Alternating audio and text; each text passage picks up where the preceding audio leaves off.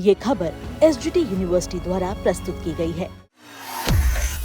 राम मंदिर चढ़ावा केस में बड़ा अपडेट सामने आया है, जहां सीबीआई जांच की मांग पर सुप्रीम कोर्ट सख्त है। तत्काल सुनवाई से सुप्रीम कोर्ट ने इनकार कर दिया है। वहीं आपको बता दें कि 12 से 17 जुलाई में इस पर अहम सुनवाई हो सकती है। तो राम मंदिर चढ़ावा केस पर सुप्रीम कोर्ट ने बड़ी टिप्पणी की है, जहां कोर्ट ने सीबीआई के नेतृत्व में बहु एजेंसी जांच की मांग करने वाली जनहित याचिका पर सुनवाई से इनकार करते हुए कहा कि अगर गर्मी की छुट्टियों के बाद नियमित कामकाज शुरू होने पर सुनवाई होगी तो आसमान नहीं गिर जाएगा।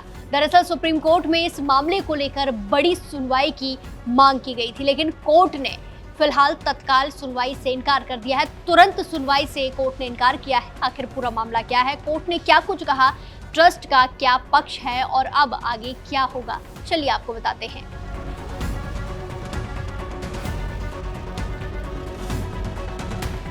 दरअसल 2 अधिवक्ताओं द्वारा सुप्रीम कोर्ट में दायर जनहित याचिका यानी कि पीआईएल में राम मंदिर में एकत्रित दान निधि से चोरी मामले में सीबीआई और इसी के साथ साथ जांच एजेंसियों द्वारा अदालत की निगरानी में जांच की मांग की गई थी।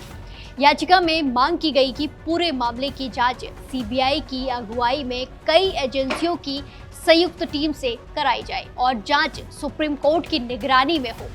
याचिकाकर्ताओं का कहना था कि उत्तर प्रदेश पुलिस की जांच से लोगों का भरोसा पूरी तरह नहीं बन रहा है।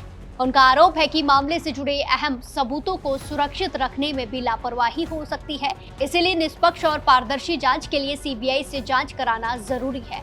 लेकिन जब ये मामला सुप्रीम कोर्ट की बेंच के सामने तत्काल सुनवाई के लिए रखा गया तो कोर्ट ने इसे स्वीकार नहीं किया। न्यायमूर्ति MM सुंदरेश और न्यायमूर्ति शील नागू की पीठ ने कहा कि इस मामले पर नियमित सुनवाई गर्मी की छुट्टियों के बाद होगी।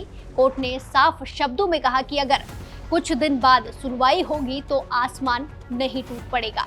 यानी सुप्रीम कोर्ट ने साफ कर दिया है कि फिलहाल इस पूरे मामले में कोई आपात स्थिति नहीं है, जिसके कारण तुरंत सुनवाई की जाए, तत्काल सुनवाई की जाए। अब इस याचिका पर 12 से 17 जुलाई वाले सप्ताह में सुनवाई होने की संभावनाएं जताई जा रही है। इधर दूसरी तरफ उत्तर प्रदेश पुलिस अपनी जांच जारी रखे हुए है। जांच के दौरान श्री राम जन्मभूमि तीर्थ क्षेत्र ट्रस्ट के पूर्व महासचिव चंपत राय का बयान दर्ज किया जा चुका है।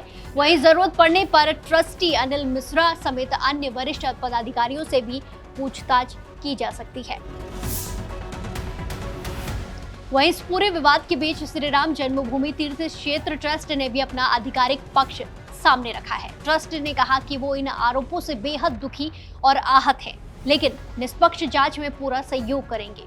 ट्रस्ट ने यह भी स्पष्ट किया है कि भगवान राम को श्रद्धालुओं द्वारा चढ़ाई गई सभी कीमती वस्तुएं जैसे चांदी की ईंटें, आभूषण और अन्य बहुमूल्य सामान पूरी तरह सुरक्षित है और उनका पूरा रिकॉर्ड रखा गया है। साथ ही ट्रस्ट ने यह भी पुष्टि की है कि विवाद के बीच पूर्व महासचिव चंपत राय और ट्रस्टी अनिल मिश्रा ने अपने पद से इस्तीफा दे दिया है।